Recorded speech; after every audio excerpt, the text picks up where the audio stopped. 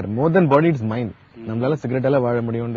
அப்படி அந்த strong motivation இருந்தா நமக்கு நிறுத்த முடியும். நிறுத்த முடியாத ஒன்றும் கிடையாது. இட்ஸ் ஆல் அதெல்லாம் ஃபால்ஸ் கிளைம் தான். சிகரெட் பிடிச்சா மூடு வருமா? சிகரெட் பிடிக்கணும்னு கேட்கணும் சார். பட் சிகரெட் பிடிச்சா மூட்லாம் வராது. அது நம்ம பில்டப் பண்ணிக்கோ நம்ம எனக்கு இல்ல. இப்போ வந்து ஃபார் எக்ஸாம்பிள் சிகரெட் பிடிச்சா எப்படி பிடிக்கணும்? நம்ம படிச்சுட்டு ஒரு ஃபுல்லா டீப் பிரெத் எடுத்து இருக்கிறோம். நீங்க யோகால பாருங்க அதான் சொல்றாங்க, டீப் பிரெத் எடுத்து எடுத்துக்கிட்டா ரிலாக்ஸ் ஆகுது, மைண்ட்ல வந்து சேம் திங் ஹேப்பன்ஸ். ஆனா சிகரெட் போய் நம்மளுக்கு ஒரு கிக் கொடுக்கறது, ஒரு மைண்ட் ஓபன் பண்றது அல்லது கவிதை எழுதுறதுக்கு வாய்ப்பு கொடுக்கறதுலாம் அப்பெல்லாம் ஒன்றும் கிடையாது. இது நம்மளா நினைச்ச மூடு தான். சிலருக்கு வந்து அந்த பழக்கம் ஆயிட்ட பிறகு பாத்ரூம் போறதுக்கே எனக்கு சிகரெட் இருந்தா தான் தேவைப்படுதுங்கிற லெவலுக்கு எல்லாம் போயிடுறாங்களே, அது எப்படி? அது அப்படிதான், அது அடிக்ஷன் ஆயிடுது அவங்களுக்கு. அவங்களுக்கு தெரியும், ஒரு அசோசியேஷன் உண்டாக்குறது. அவங்க பாத்ரூம் போகணும்னா நம்ம வந்து சிகரெட் பிடிக்கணும்னு அப்படி அவசியமே கிடையாது. நிறைய பேர் காஃபி குடிச்சாதான் வந்து பாத்ரூம் போறோம், அப்படி அவசியமே கிடையாது. ப்ரூவ் பண்ணியாச்சு. ஜஸ்ட் ஹாட் வாட்டர் வாயில் வச்சுன்னா போறோம். அது வந்து அந்த ட்ரிகர் ரிஃப்ளெக்ஸ் ட்ரிகர் பண்ணுது. இதெல்லாம் நம்ம ஒரு சாக்கு சொல்றது. Exactly that's a word. Nothing அப்படி ஒன்றும் கிடையாது. இப்ப உங்கள்கிட்ட வர பேஷண்ட்ஸ்ல நீங்க பார்த்த அனுபவங்கள்ல இந்த மாதிரி இந்த சிகரெட் பிடித்தவர்கள்ல வந்து கொஞ்சம் வயது முதிர்ந்தவர்கள் தான் அதிகமா இருக்கா, இல்ல இளைஞர்களுக்கு கூட பாதிக்கிற வாய்ப்புகள் நிறைய வந்து? எல்லாமே சார். இப்ப கடைசியா பார்த்து 2 days ஒரு 34 year ஒரு ஆட்டோ டிரைவர் தான். அவன் வந்து பிடிக்க ஆரம்பிச்சது 10 வயசுல சிகரெட் பிடிக்க ஆரம்பிச்சு. 10 வயசுல. ஆமா. இப்போ வந்து 34 வயசுல சிகரெட் ஆகி கேன்சர் வந்து பறவை இது லிவிங் அவே ஒரு விடோவை 2 குழந்தையில விட்டு போறான். அதுக்கு யார் பொறுப்பு? இட் இஸ் நாட் ஃபேர்ல. இப்போ சின்னவனுக்கும் வருது, பெரியவனுக்கும் வருது, எல்லாம் வருதுங்க சார். இப்போ ஹார்ட் அட்டாக்னா 24 years ஹார்ட் அட்டாக், சிகரெட் ஸ்மோக்கருக்கும் ஹார்ட் அட்டாக் வருது. கேன்சர் 34 வர ஆரம்பிக்கிறது. சரி, முதல்ல இந்த சிகரெட்டுக்கும் ஹார்ட் அட்டாக்கும் உள்ள தொடர்பு சொல்லுங்களேன். இல்ல, சிகரெட் என்ன பண்றதுன்னா நம்ம வந்து எல்லா பாடியோட ரத்த குழாயெல்லாம் குறுக்கிடுது. அப்போ ரத்த குழாய் குறுக்கிடுதுன்னா நமக்கு ரத்த ஓட்டம் ஹார்ட் குறைஞ்சுன்னா ஹார்ட் அட்டாக் வருது. மண்டைக்குள்ள ரத்த ஓட்டம் குறைச்சுன்னா நமக்கு ஸ்ட்ரோக் வருது. அதே மாதிரி ஒரு பிரச்சனை வருது. அதே மாதிரி அவங்களுக்கு ஜெனிட்டல்ஸ் போனா இம்பார்ட்டன்ஸ் வருது. அது ஒரு பெரிய ஃபேக்டர். சிகரெட் பிடிச்சா மக்கள் வந்து ஒரு மேட்சோ இமேஜ், நம்ம மேன்லியா இருந்தானா எங்க வேலை செய்யணுமோ அங்க வேலை செய்ய மாட்டாங்கல்ல. இம்பார்ட்டன்ஸ் வந்து என்ன பண்ண முடியும்? அதனால ஹோல் பாடியோட ரத்த குழாயெல்லாம் சுருக்கிடுது. தட்ஸ் மெக்கானிசம் ஹார்ட் அட்டாக் வருது. இப்ப இந்த புகையிலை சார்ந்து நம்ம சொல்லும் போது வழக்கமா இந்த வெத்தலை பாக்கு போடுறது நல்லதுன்னு சொல்லுவாங்க. வந்து அது புகையிலையோட தொடர்பு படுத்துறதுமா, இல்ல அது பரவாயில்லையா? அது இல்ல, வெத்தலை பாக்கு தனியாவே கேன்சர் உண்டாக்குறதுக்கு காரணம் குறைவு தாங்க. பட் ஒரு ஸ்டடி இருக்கு, அந்த வியனா பேஸ்ட் ஸ்டடியில which shows அது சான்ஸ் இருக்கு. பட் அதோட சான்ஸ் வந்து 2%, 2 out of 1 crore. Okay okay. But இது வந்து 3ல ஒரு ஆள். அது ரெண்டும் கம்பேர் பண்ணவே முடியாது. அது பிளைன் வெத்தலை இல்ல, எப்பவும் வெத்தலை ஆட் பண்ணி தான் சாப்பிடணும். அதனால சரி, இப்ப இதெல்லாம் ஒரு புறம்.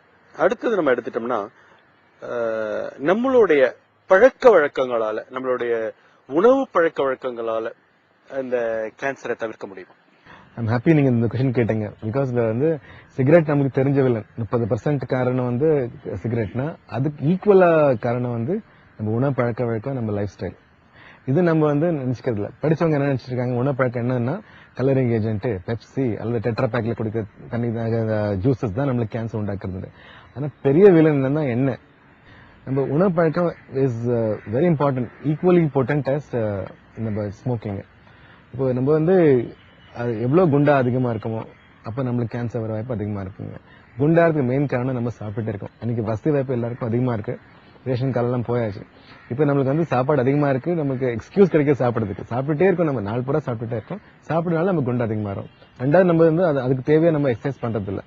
ரெண்டுமே ஜாயின் ஆகி நமக்கு வந்து வெயிட் அதிகமாயிட்டு இருக்குங்க. அதுல வந்து மெயினா நம்ம எண்ணெய், ஃபாஸ்ட் ஃபுட்ஸ், ரிஃபைன்ட் ஃபுட், எவ்வளவு ஃபுட் ரிஃபைன் பண்ணி சாப்பிட்றோமோ நம்மளுக்கு வேஸ்ட் குறைவா இருக்கு. வேஸ்ட் குறைஞ்சா பாடி அந்த ஃபுட்ல வர டாக்ஸிக் கெமிக்கல் நம்ம உடம்புல அதிகமா இருந்தாலும் கேன்சர் உண்டாக்குதுங்க. இதான் அதோட கோரிலேஷன் வருது. செகண்ட், நம்ம நான்வெஜ் ரொம்ப அதிகமா சாப்பிடுறோம், இல்ல டைரக்டா நான்வெஜ் வந்து ஃபயர்ல ஹீட் பண்ணி சாப்பிடுறோம், நம்மளுக்கு கேன்சர் வர சான்ஸ் அதிகமா இருக்கு. நம்ம வந்து வெஜிடபிள்ஸ் நிறைய சாப்பிடணும், ஃப்ரூட்ஸ் நிறைய சாப்பிடணும். அப்படி நான்வெஜ் சாப்பிட ஆசை இருந்தா அதை நம்ம வந்து சின்ன சின்ன பீஸா சாப்பிடணும். எல்லாருமே நமக்கு பெரிய பீஸா தான் ஹாப்பியா இருக்கும். நம்ம எவ்வளவு பெரிய பீஸ் சாப்பிட்டோமோ நம்மளுக்கு கேன்சர் வர வாய்ப்பு அதிகமா இருக்கு. அப்போ ஜெனரல் விழிப்புணர்வு கேம்ப் சொல்றதுன்னா, வைஃப் வந்து பெரிய பீஸ் ஹஸ்பண்ட் கொடுக்கறனா இன்சூரன்ஸ் எதியாச்சா நீ போறியா, எனக்கு காசு வருமா, அப்படிதான் ஐடியா. அதனால அதை சேம் வே நம்ம சின்ன சின்ன பீஸா சாப்பிடுறது, சிக்கன் 65 சாப்பிடுறது இன்ஸ்டெட் ஆஃப் தந்தூரியில். அதே சிக்கன் மட்டன் பீஸும் நம்ம குழம்பு சாப்பிட்டா நம்மளுக்கு சான்ஸ், நம்ம கேன்சர் வர சான்ஸ் குறவாயிருக்கும். அதே மாதிரி preserve food and processed food. Preserve food நம்ம அதிகமா சாப்பிடல. பட் நம்ம இப்போ சிப்ஸ் கிப்ஸ் சாப்பிட்டோம்னா, இப்போ சிப்ஸ் எல்லாம் நம்ம ஷெல்ஃப் லைஃப் அதிகமாக்கிறதுக்கு நம்ம எண்ணெய் வேற மாதிரி யூஸ் பண்ணுவோம். சப்போஸ் நார்மல் எண்ணெய்க்கு பதிலா நம்ம டால்டா யூஸ் பண்ணுவோம். அது மாதிரி ஹைட்ரோஜனேட்டட் ஆயில்ஸ் நம்ம யூஸ் பண்ணோம்னா நம்மளுக்கு கேன்சர் வர வாய்ப்பு அதிகமா இருக்கும். நம்ம அப்படியே இந்த கடையில ஆர்டினரி ரோட் சைட்ல வாங்குற சிப்ஸ் நம்மளுக்கு சேஃப். ஆனா நம்ம ப்ரிசர்வ்ட் ஹை குவாலிட்டி சிப்ஸ் வாங்க நம்மளுக்கு அந்த கெடுதல் இருக்கு.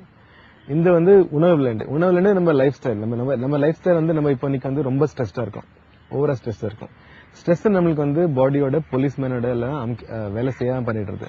எப்போ பாடி போலீஸ்மேன் நம்ம வேலை செய்ய பண்ணிட்டோமோ நம்மளுக்கு கேன்சர் வர வாய்ப்பு அதிகமா இருக்கும். இப்போ உங்க உடம்புல என் உடம்புல தினமும் ஒரு 500 தினசு கேன்சர் உருவாருது. ஆனா நம்ம பாடி போலீஸ் உடனே அந்த ஒரு செல் ஸ்டேஜ் அழிச்சிடுறது. ஸ்ட்ரெஸ் அதிகமா ஆகும்போது போலீஸ் வேற வேலை பண்றது. இப்போ இங்கே சீஃப் மினிஸ்டர் வராங்கன்னா போலீஸ் எல்லாம் இங்கே வர போறது, பாக்கி ஊர் பூரா காலியா இருக்க போறது. அப்போ ஊர் பூரா திருடு கொள்ள நினைக்கப்படுது. அதே மாதிரி தான் உடம்புலயும் அதே மாதிரி ஸ்ட்ரெஸ் அதிகமாச்சுன்னா நம்மளுக்கு பாடி ஸ்ட்ரெஸ் 3 சேர்ந்து நம்மளுக்கு கேன்சர் வர வாய்ப்பு ரொம்ப அதிகமா இருக்கிறது. எஸ்பெஷலி இது சிட்டி லைஃப்ல நம்ம இன்னைக்கு கார்ல இறங்கி லிப்ட்ல போயிட்டு மேல சீட்ல உட்காந்து அதுவும் ரிவால்விங் சேர்ல இருக்கிறோம். அப்படி வாழ்க்கை இருக்கும்போது நம்மளுக்கு கேன்சர் வர சான்ஸ் அதிகமா இருக்கு.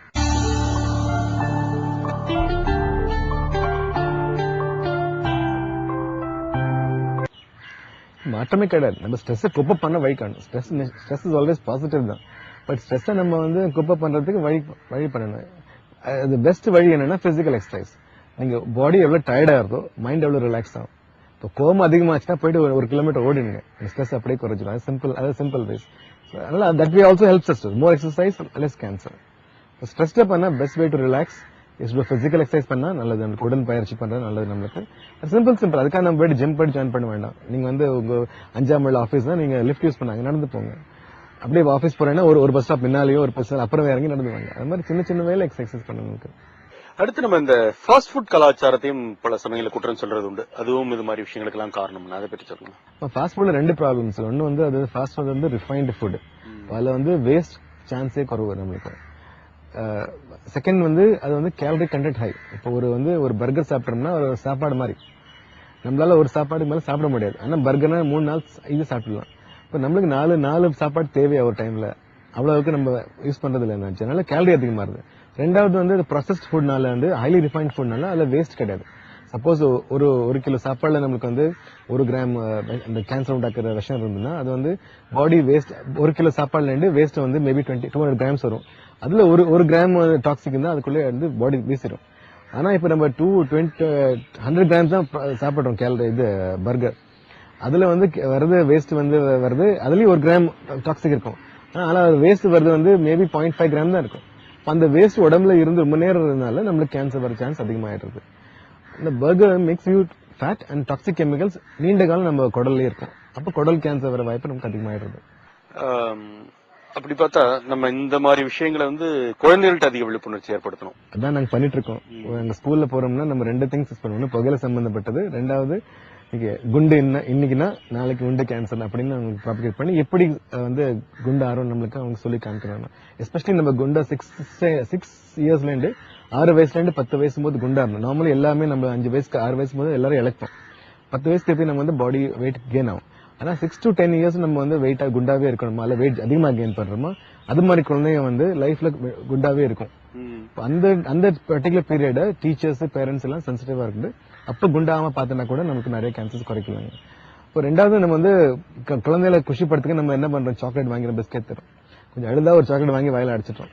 அந்த மாதிரி நம்ம சாப்பாடு ஐட்டம் கொடுக்கறதுனால நம்ம அன்பு காமிக்கிற அந்த சிஸ்டமை நம்ம நிறுத்தணும். நமக்கு எவ்வளவு அழுமோ அதிகமா தான் கேட்க போறது. இப்போ அதிகமா சாப்பாடு கொடுத்தனால நம்ம குழந்தை நல்லா இருக்கிறதுல நம்ம பெருசாக கேன்சர் போய் சாவம் வைக்கிற மாதிரி தான் நம்ம ஃபீல் பண்ணணும்.